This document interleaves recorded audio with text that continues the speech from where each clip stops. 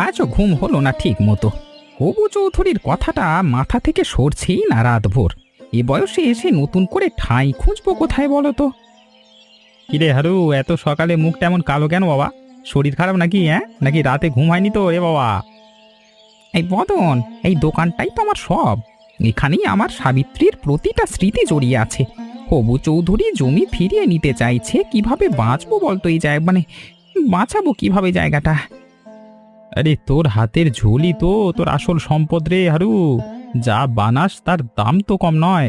মানুষ মাইল পর মাইল হেঁটে ঝোল খেতে আসে, তাই না? এই ঝোলের আসল দাম তো টাকায় মাপা যায় না বদন। সাবিত্রীর হাতের রেসিপি এটা, ওর স্মৃতিটাই তো আমার আসল পুঁজি। কিন্তু হবু চৌধুরীর কাছে তো এসব কিছুই মানে রাখে না।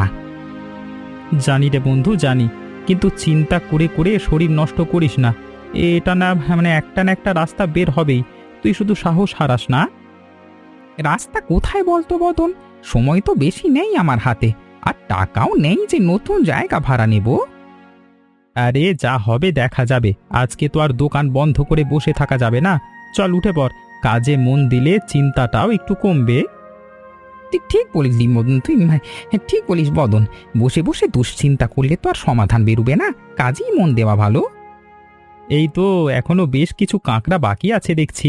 আজকে রান্নাটা একটু বেশি হবে মনে হচ্ছে। খুব বেশি। আজকে যত মানুষ আসবে সবাইকে খাওয়াতে হবে। খালি হাতে কাউকে ফেরাবো না আমি। এই তো মানুষকে খাওয়ানোর মধ্যেই তুই সুখ খুঁজে পাস। টাকার হিসেব কখনো করিসনি। এই সাবিত্রীও তো তাই বলতো রে। ও চলে যাওয়ার পর থেকে ওর কথাগুলোই যেন আমার পথ দেখায় প্রতিদিন। হারু, তুই কি পাগল হয়ে গেছিস নাকি? এত ভালো ঝোল মাত্র 10 টাকায়? এতে তো তোর লোকসানি হবে, উল্টে টান পড়বে সংসারে। আজকে আমার সাবিত্রীর জন্মদিন রে বদন। ও চাইতেন সবাই যেন তার হাতের স্বাদটা পায়। বড়লোক গরিব সবাই। আজকে আমি ওর সেই ইচ্ছেটা পূরণ করছি। লোকসানের কথা আজকে ভাবতে চাই না। বুঝলাম। সাবিত্রীর জন্য তো তুই সব করতে পারিস, সেটা নতুন কি? চল এবার, মানুষ আসতে শুরু করবে এক্ষুনি। তুই একটু লাইনটা সামলাস, যেন সবাই সুশৃঙ্খল মানে ভাবে পায়। আরো আরেক দিতে পারবি তো? এত ভালো ঝোল একেবারে মিটমিটে লাগছে না রে বাবা, মনটাই ভরলো না। এবার যথেষ্ট বদন। অন্যদেরও তো সুযোগ দিতে হবে। লাইনের পেছনে দেখ কত মানুষ দাঁড়িয়ে আছে অপেক্ষায়। আচ্ছা আচ্ছা আচ্ছা, বুঝেছি। তোর ঝোলের নেশা লেগে গেছে আমার, তাই এমন লোভ করে ফেললাম। যা বাড়ি গিয়ে বউকে বল আজকে রান্না না করতে। বিকেলে আবার এসে খেয়ে যাস চাইলে। দেখ হারু, তোর এই এক ঘোষণায় গোটা গ্রাম আজকে এক জায়গায় জড়ো হয়ে গেছে। সাবিত্রীও তো এটাই চাই তোরে বদন। সবাই একসাথে বসে খাবে, হাসবে। আজকের দিনটা ওর জন্যই সার্থক হলো। এই ঝোলের রেসিপিতে কি আছে বলুন তো? এতে তো এক বিশেষ পুরনো স্বাদ আছে। আমি বহু বছর ধরে এমন স্বাদ খুঁজে বেড়াচ্ছি। এটা আমার বউয়ের গোপন রেসিপি ছিল দিদি। উনি মারা গেছেন 5 বছর আগে। আমি ওর শেখানো নিয়মই মানে এখনো রাঁধি। সাবিত্রী? সাবিত্রী নাকি পদ্মাপাড়ের সাবিত্রী দেবী? আপনার স্ত্রীর নাম কি সাবিত্রী ছিল বলুন তো? হ্যাঁ, আপনি কিভাবে জানেন ওর নাম? আমি তো আপনাকে জীবনে কখনো দেখিনি এ গ্রামে। বিশ্বাস করুন, আমারও কেমন যেন ঘোরের মধ্যে মনে হচ্ছে সবকিছু। বলুন দিদি, তাড়াহুড়ো নেই কোনো। আপনার কথা শুনবার জন্য আমি সারা দিন অপেক্ষা করতে পারি। ধন্যবাদ। সত্যি বলতে এই ঝোলের স্বাদ আমাকে অনেক পুরনো একটা দিনে ফিরিয়ে নিয়ে গেছে, যেটা আমি নিজেও ভুলে গিয়েছিলাম প্রায়। কি এমন দিন ছিল সেটা দিদি? আমার খুব জানতে ইচ্ছে করছে যে। এই গল্পটা আমার জীবনের এক অদ্ভুত অধ্যায়। শুনলে আপনারও হয়তো চোখে জল আসবে, কিন্তু বলা দরকার আজ। বলুন দিদি, আর দেরি করবেন না। এই মুহূর্তে আমার সবচেয়ে বেশি জানবার ইচ্ছে করছে সাবিত্রীর সেই পুরনো দিনগুলোর কথা। তাহলে শুনুন, আজ থেকে অনেক বছর আগের কথা। অনেক বছর আগে পদ্মার ওপারের একটা গ্রামে বেড়াতে গিয়েছিলাম আমি। সেখানে এক তরুণীর হাতের কাঁকড়ার ঝোল খেয়েছিলাম। সেই স্বাদ আমি আজও কখনো ভুলিনি, খুঁজেও পাইনি এতদিন। হ্যাঁ, এতদিন পর সেই স্বাদ আবার খুঁজে পেলেন এই ছোট্ট গ্রামে। ভাবতে অবাক লাগছে দিদি। সেই তরুণী কি সাবিত্রী দিদি ছিল? ও কি বলছিল আপনাকে সেদিন, মনে আছে কিছু? সে বলেছিল, এই রেসিপি শুধু আমার পরিবারের জন্য। কিন্তু কোনোদিন যদি এই ঝোল 10 টাকায় বিক্রি হয়, বুঝবে পৃথিবীতে ভালোবাসার কোনো দাম নেই। কথাটা এতদিন আমার মনে গেঁথে ছিল। সাবিত্রী আমাকেও এই কথাটাই শিখিয়েছিল, ভালোবাসার স্বাদ টাকায় মাপা যায় না। আজকে ওর জন্মদিনেই তাই 10 টাকায় বিক্রি করছি আমি, না জেনেই যেন ওর কথাটা মিলিয়ে দিলাম। তাহলে বুঝতে পারছেন, এই ঝোল শুধু একটা খাবার নয়। আপনার মুখে এই গল্প শুনে মনে হচ্ছে সাবিত্রী যেন আজও কোথাও না কোথাও এই কাহিনী বুনে চলেছে। এমন কাকতালীয় ঘটনা জীবনে খুব কমই ঘটে। আজ এই ঝোল খেতে না এলে হয়তো এই গল্পটাই কোনোদিন জানা হতো না আমার। আপনি এসেছেন বলেই তো আজকে সাবিত্রীর কথাগুলো আবার নতুন করে শুনতে পেলাম দিদি। আমারও মনে হচ্ছে আজ এখানে আসাটা নিছক কাকতালীয় নয়, কোনো একটা কারণেই যেন আমাকে টেনে আনা হয়েছে এই দোকানে। সাবিত্রী বলতো ভালো মানুষদের নাকি ভালোবাসাই টেনে আনে। আজকে আপনাকে দেখে সেই কথাটাই আবার সত্যি মনে হচ্ছে। আমি বহু জায়গায় রান্না পরীক্ষা করেছি পেশার কারণে, কিন্তু এমন আবেগের সাথে জড়িত রেসিপি কখনো পাইনি। আপনার মুখে এই কথাগুলো শুনে মনে হচ্ছে সাবিত্রীর পরিশ্রম সত্যি বৃথা যায়নি। এটাই তো আমার কাছে সবচেয়ে বড় প্রাপ্তি। সূর্য পড়ে আসছে, আমাকে এবার ফিরতে হবে। কিন্তু কথা দিচ্ছি, খুব শীঘ্রই আবার আসবো এই দোকানে। অপেক্ষায় থাকবো দিদি। আরও আগামী মাসের মধ্যে দোকান খালি করে দাও। আমি এখানে একটা চায়ের দোকান করব। আর কিছুদিন সময় দেওয়া যায় না বাবু? এই দোকানটার সাথে আমার সাবিত্রীর অনেক স্মৃতি জড়িয়ে আছে, একটু ভেবে দেখুন। ব্যবসার সিদ্ধান্তে আবেগ চলে না হারু। আমার নিজেরও তো হিসেব আছে, ঘর ভাড়া থেকে যা আয় হয় তাতে আর চলে না আজকাল। বুঝলাম বাবু, আপনি যা ভালো মনে করেন। শুধু বলছি একবার ভেবে দেখবেন, আশা করি। তুই ঝোল বানাতে থাক বন্ধু, বাকিটা দেখা যাবে। সাবিত্রী এমনিতেই ভালো মানুষের দেখা দিয়ে যায়। আজকে যেমন ওই মহিলা এলেন দোকানে। হ্যাঁ, জানি না বদন, এভাবে সত্যি মনে হচ্ছে সব শেষ হয়ে যাবে। এত বছরের চেষ্টা কি এভাবেই হারিয়ে যাবে শেষমেশ? আরে হারিয়ে যাবে না রে, দেখিস কোনো না কোনো রাস্তা বের হবেই হবে। তুই শুধু হাল ছাড়িস নে, আমি আছি তোর সাথে। তোর এই কথাগুলি আজকাল আমার একমাত্র সাহস বদন। এইসব বলিস না তো, আমরা তো ছোটবেলা থেকে একসাথে বড় হয়েছি। তোর কষ্টে আমারও তো কষ্ট হয় সমান। জানি রে বদন, চল কালকে থেকে আবার নতুন করে ভাবতে হবে কি করা যায়। হাল ছাড়া চলবে না আমার। আমি আমি আমি সাথে আছি, যা লাগে বল। হ্যাঁ হ্যাঁ। আমি একজন রেস্তোরাঁ সমালোচক ও খাদ্য ইতিহাসবিদ। আপনার স্ত্রীর রেসিপি আর গল্পটা আমার কাছে সত্যি অমূল্য মনে হয়েছে। সারা দিন ধরে ভেবে দেখলাম। কিন্তু আমি তো এসব বুঝি না দিদি। আমি তো শুধু ঝোল রাঁধতে জানি, বাকি সব হিসেবের বাইরে আমার। আমি একটা বই লিখছি, বাংলার হারিয়ে যাওয়া স্বাদ নামে। এই 10 টাকার কাঁকড়ার ঝোলের গল্পটা যদি আমি এই বইতে তুলে ধরি, তাহলে এটা দেশ জুড়ে পরিচিত হবে। বিশ্বাস করুন আমাকে। কিন্তু এই রেসিপি তো আমার বউয়ের নিজস্ব জিনিস।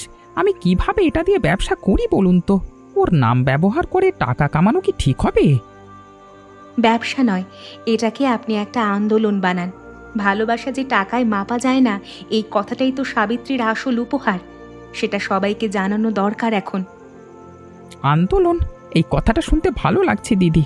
যদি সত্যি এতে সাবিত্রীর নাম বাঁচে তাহলে আমি রাজি, দ্বিধা করব না আর।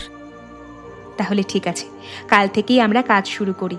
আপনার সাবিত্রীর গল্প এবার সারা বাংলা জানবে। আমি শুধু এইটুকু চাই দিদি, সাবিত্রীর নামটা যেন মানুষ মনে রাখে। বাকি সব আপনার হাতে ছেড়ে দিলাম। কথা দিচ্ছি, এই গল্প এমনভাবে লিখব যাতে পড়ে মানুষ সাবিত্রীর ভালোবাসাটা অনুভব করতে পারে, শুধু রেসিপি নয়। একটা কথা জিজ্ঞেস করি দিদি, বইয়ে কি সাবিত্রীর ছবিও থাকবে? ও দেখতে কেমন ছিল, মানুষ যেন সেটাও জানুক। নিশ্চয়ই, আপনার কাছে যদি ওর কোনো পুরনো ছবি থাকে, সেটা দিয়েই শুরু করব বইয়ের প্রথম পাতা। আমার কাছে ওর একটা ছবি আছে দিদি, বিয়ের দিনের। আজকে রাতেই খুঁজে বের করব, কালকে আপনাকে দেখাবো। তাহলে কালই আবার আসবো। আজ অনেক রাত হয়ে গেছে, আপনিও বিশ্রাম নিন, আমিও ফিরি এবার।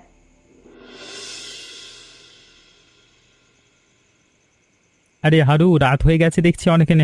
এখনো ঘুমাসনি, ভাবলাম একটু দেখে যাই তুই ঠিক আছিস কিনা। আয় বদন, ভালোই হলো তুই এলি। দেখ কি পেয়েছি, সাবিত্রীর পুরনো ডায়েরি। এতদিন এই আলমারিতেই পড়েছিল অগোচরে। সত্যি বলছিস? খুলে দেখেছিস কিছু ভেতরে লেখা আছে কি? এই দেখ, হ্যাঁ ও লিখেছে, আমি চাই আমার কাঁকড়ার ঝোল সবার মুখে হাসি ফোটাক। এই রেসিপি আমি লিখে রেখে গেলাম, এইটা লিখেছে।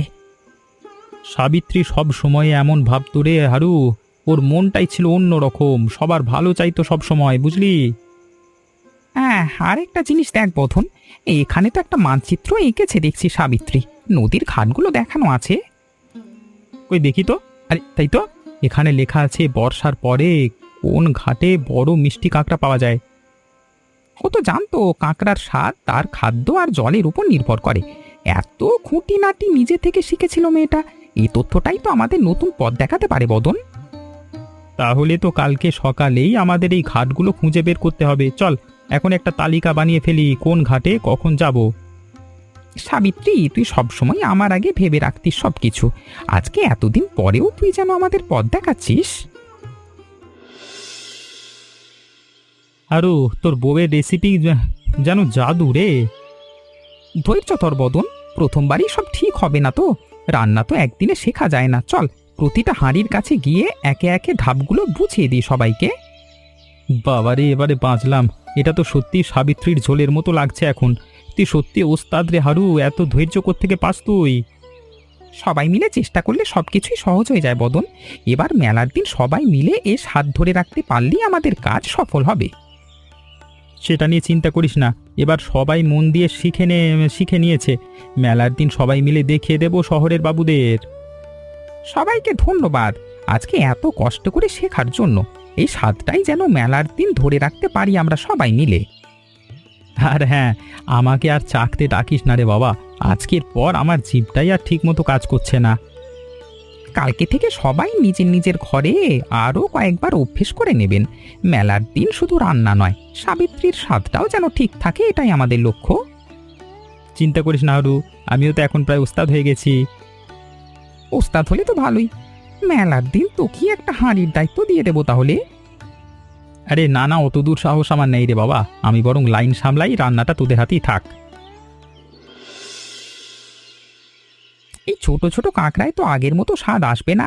মেলার আর মাত্র 3 দিন বাকি, এখন কি করি বলো তো? এত মানুষ প্রস্তুতি নিচ্ছে আর এইদিকে এই বিপত্তি। চিন্তা করবেন না, আমি একটা পুরনো কৌশল পেয়েছি এই কিতাবে খুঁজে খুঁজে।